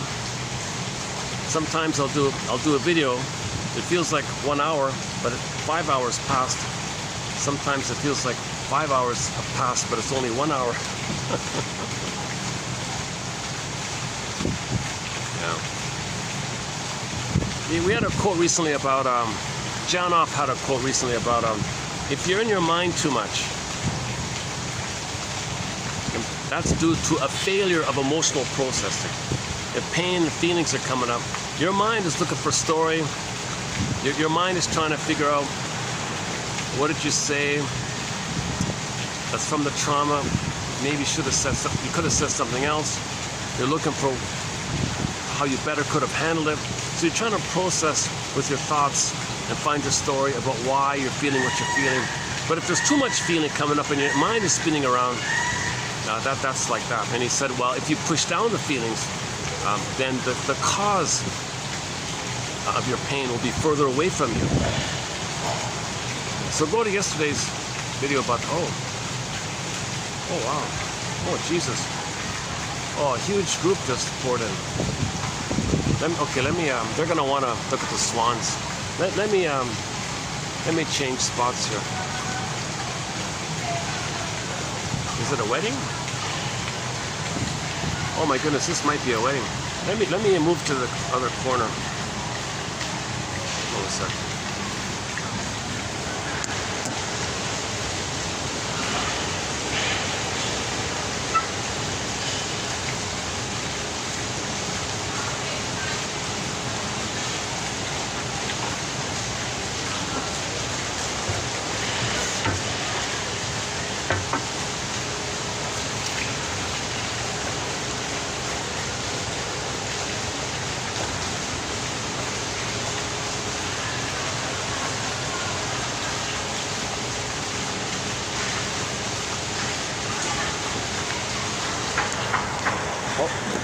Uh-oh. Still recording? Oh, good, good. Okay. I'll stop it. Okay, birds, we'll see you next time.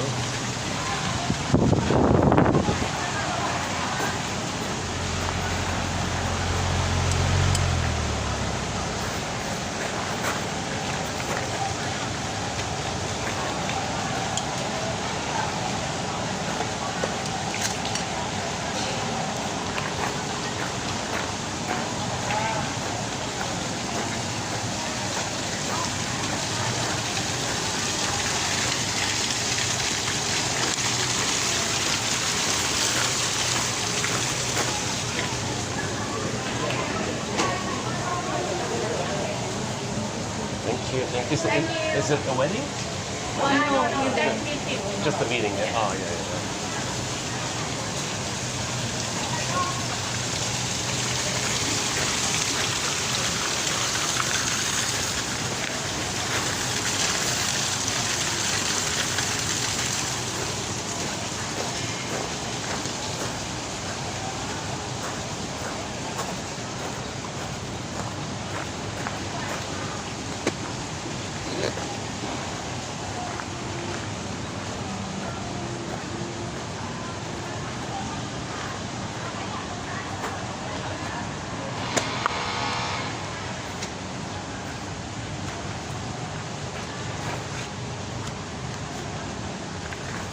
We can just hang out here for a bit. It's just a meeting, okay. Oh, they're all dressed up so nicely. Look like a wedding. Otherwise, I'd leave here, for sure. So where are we here? Yeah. Okay, so we finished the batch below by Mr. Salau. Not sure how you pronounce his surname. Salau. It's probably 2 syllables, right? Bisyllabic, right? S-A-L-A-U. Salau. Or is it 3 syllables? Is it trisyllabic? Salau. Salau. Or is it just Salau? That'd be 2, right? It's Salau. So I hope he writes more. I'd be curious, you know. I imagine him being he's very precise and clear in his writing. His essay is perfectly formatted, nice block letters, italics here. It's very well done like that. Maybe he's a journalist or something, I don't know. Or maybe he wrote for his local magazine. Because in Nigeria, the first language is English, right? So I'm thinking it might be from Nigeria. If that's the case, that would be the first self-help author from Africa in our collection, right? Yesterday, the last video we closed up with a song from a Nigeria pop diva called Omo Wumi. Go to the end of the last video. At the rooftop, I played her song there. A fun, upbeat, sort of disco song.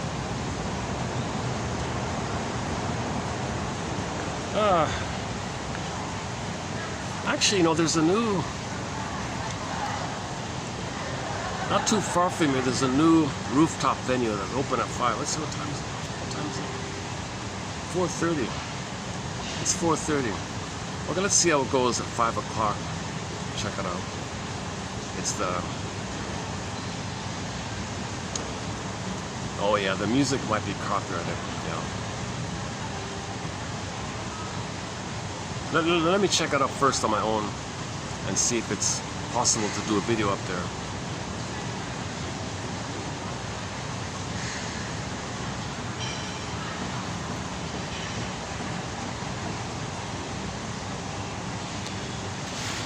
Are we missing anything here? Did we miss anything here? Yeah, let's keep this as a lighter video. I try to cram in a lot of quotes in each video. I gotta lighten up some once in a while, you know, Jesus.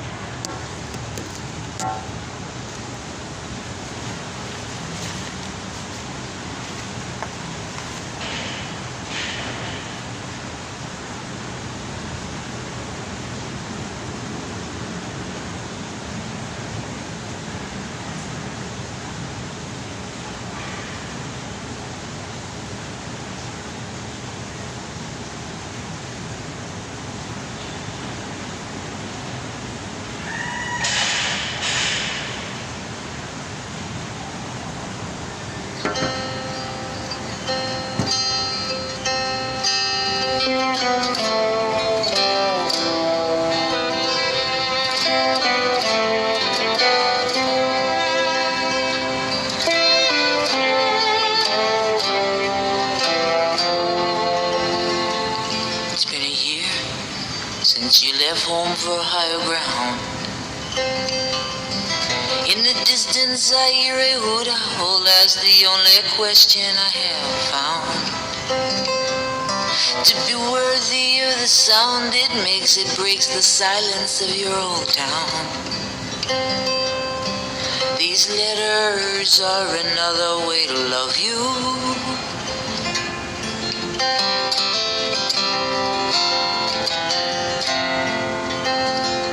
It takes trouble, it takes courage to be free. But you'll find if you are soft enough, love will hang around for free. And the coldest bed I've found does not hold one, but it will hold three. I hope you never have to know what that can mean.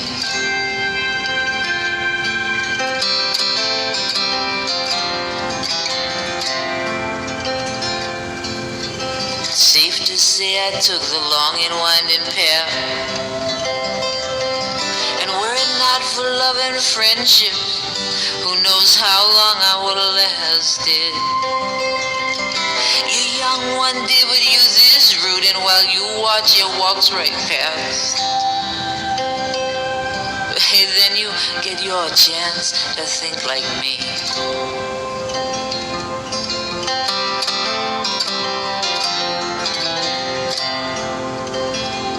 When I was young, I was in service to my pain. On sunny days you find me walking miles to look for rain. And as many times I swapped it all just to hop a moving train. Looking back, it was the most expensive way to get around.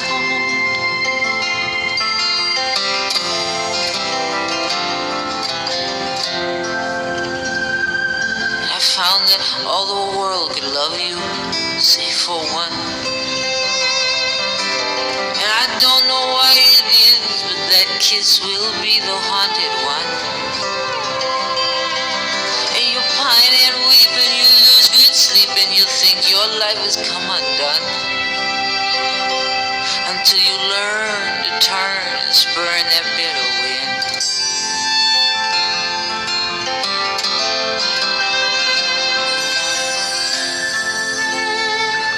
It'll probably be the one you least expect to. Who will wade you through your storm with you? Who will give your fears respect? Who will melt your burden down? Well, you probably don't want that yet. Still the odds fall sweet in favor to an open heart.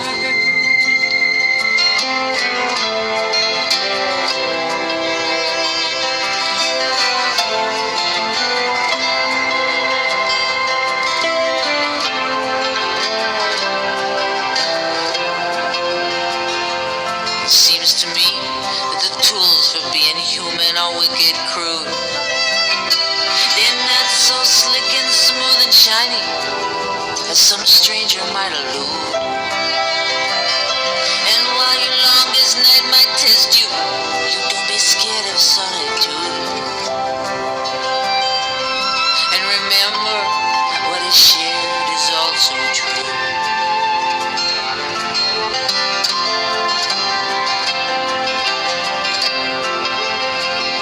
There's a place where the water reaches wide, and you could be hard-pressed in the muck of time, just trying to reach the other side. And you learn to find the only way, or you learn to say I tried. Seems to me a lot of little towns were made that way.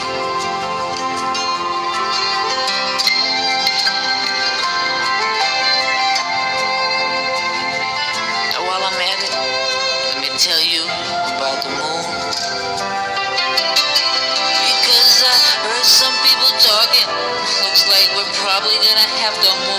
misery. All I know is the face it shows at midnight. It's not the one it shows at noon. But I bet it's a standing kind of wistful from over there.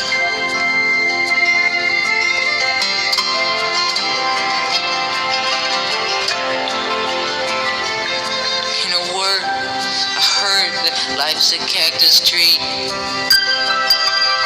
And should you find a way to break its skin, will you ever drink for me? But if you're standing near a cactus, you're probably where you shouldn't be. Isn't this where you say that's why you left your home, though you love me?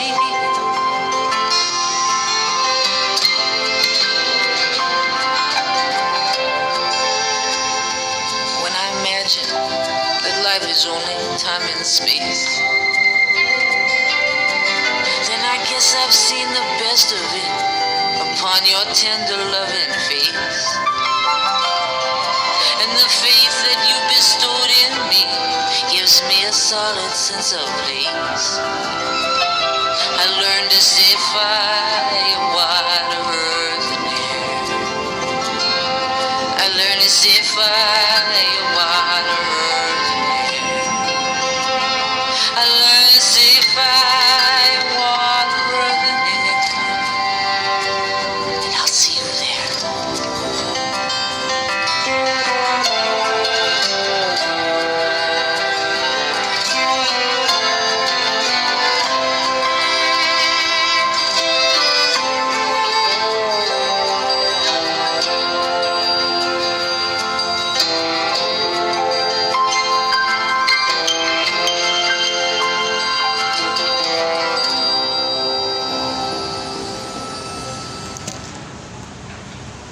I think I'll just close it here for today. So thanks very much.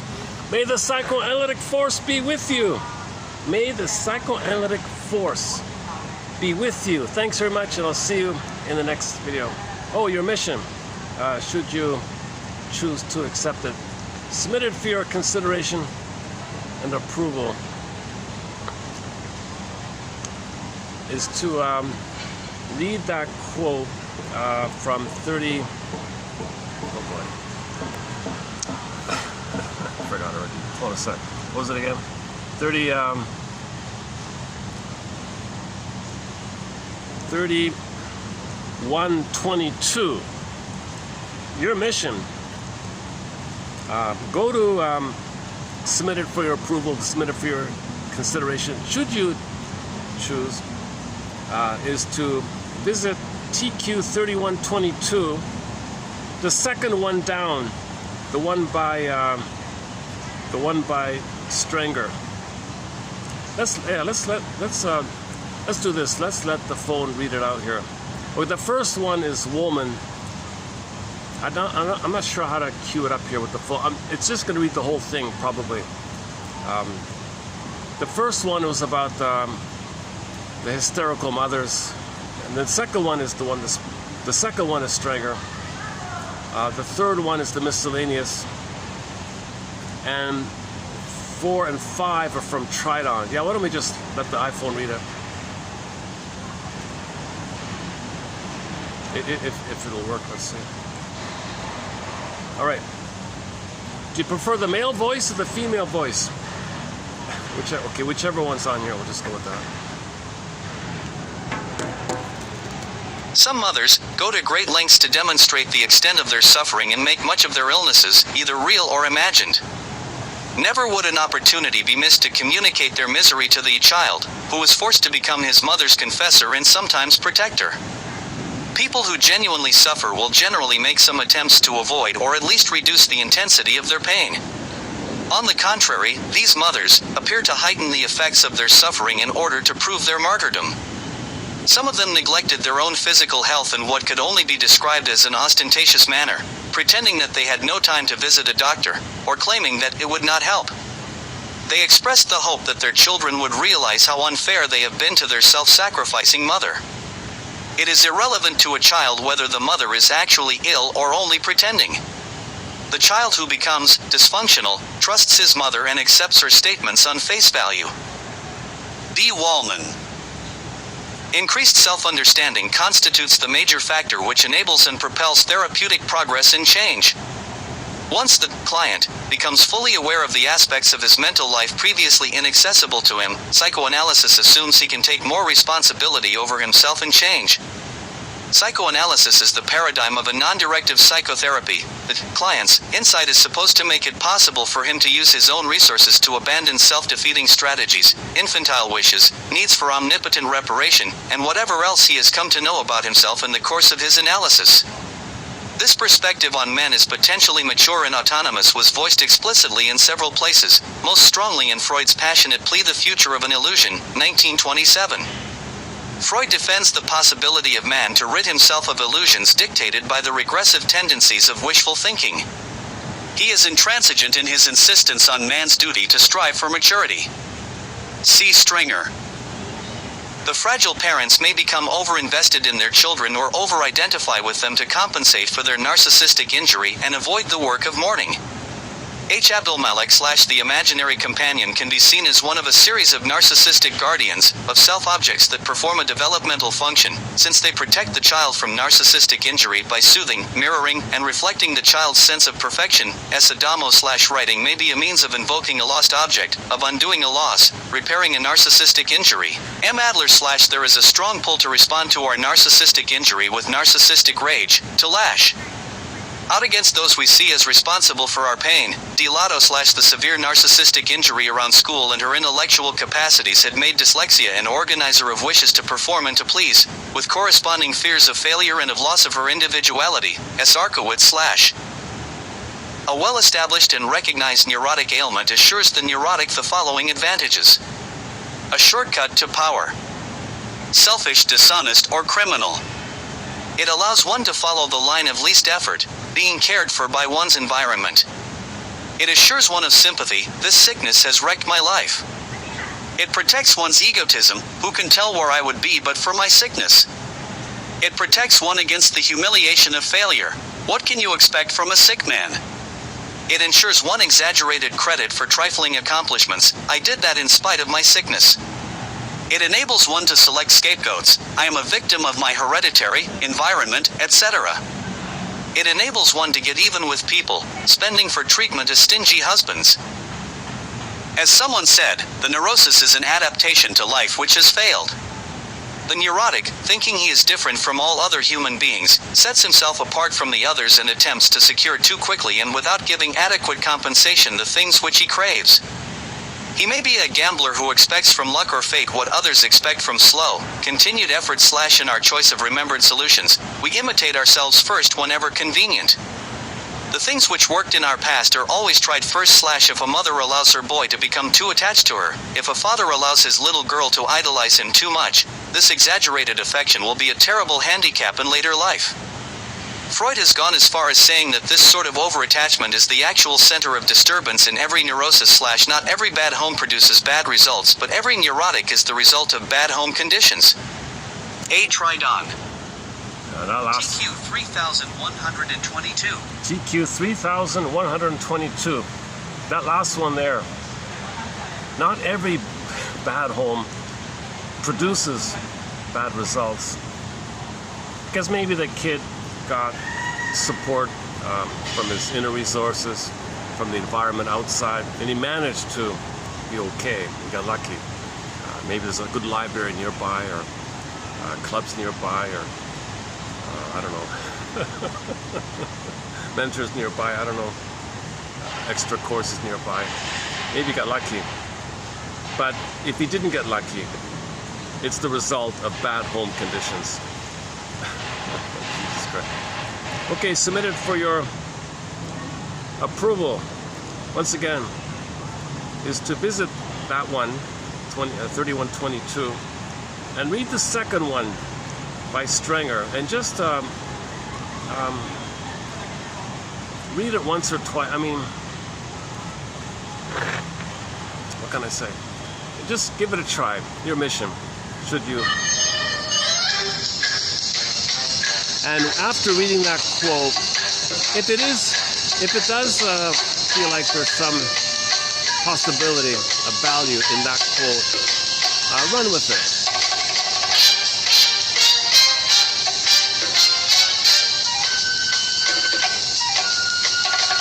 Recall it at times maybe, or revisit that quote at times. Remember its basic message.